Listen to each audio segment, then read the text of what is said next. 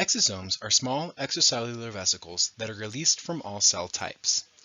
Once thought to be the garbage disposal system of the cell, recent research has revealed that these vesicles are actually major players in intercellular communication and contribute substantially to homeostatic and pathological processes.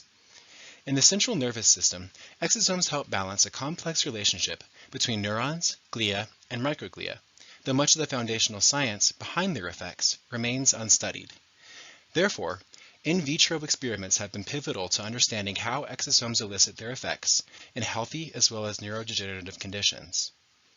Here we review some of the major findings from these experiments, demonstrating how exosomes may regulate cell viability, neuroinflammation, oxidative stress, and neurite integrity.